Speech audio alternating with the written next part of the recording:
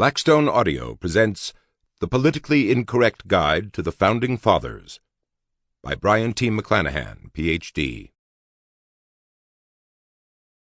Introduction. On a cold, damp, blustery, gray day in March 1775, prominent Virginians gathered at St. John's Church in Richmond to consider action against the British Crown and Parliament. Foremost among this group stood resolute patriot Patrick Henry, a man Thomas Jefferson called the leader in the measures of revolution in Virginia. The mood was solemn and the atmosphere thick. Despite the bitter weather, windows were opened to alleviate the stifling air of the packed building. A faint hope of peace still prevailed in the Old Dominion, and many members of the Second Virginia Convention appeared ready to accept any conciliatory proposal from the British. Not Henry.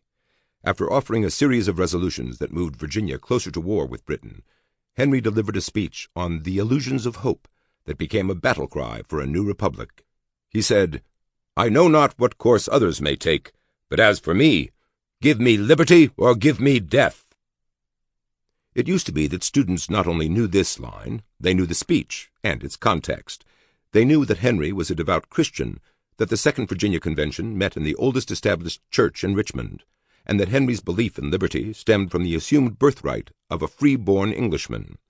Today, students are far less likely to know any of these things, and they won't learn them from most high school and college textbooks. Rather than learning that the convention took place in a church and that Henry made frequent references to God, they will be taught to focus on the contradictions between Henry's claim of liberty and his status as a slaveholder. You can even find college textbooks that ignore the speech altogether. If you look at these textbooks, you might well wonder what has happened to the teaching of American history, especially about the Founding Fathers. Tom Brokaw labeled the World War II generation the greatest generation, but he was wrong. That honor belongs to the Founders, the men who pledged their lives, fortunes, and sacred honor for the cause of liberty and independence. This is the generation that produced Washington, Adams, Jefferson, Madison, Henry, and a host of other patriots. This is the generation that established the United States, framed 2 successful governing documents and a host of state constitutions, and provided the foundations of American civil liberty.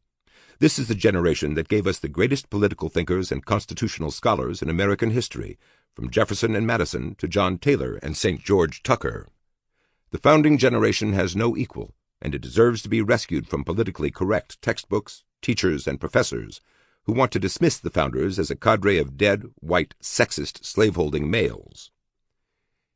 In 1971, Richard Nixon proclaimed that the national celebration of George Washington's birthday would be renamed President's Day. The presidential... Sample complete. Ready to continue?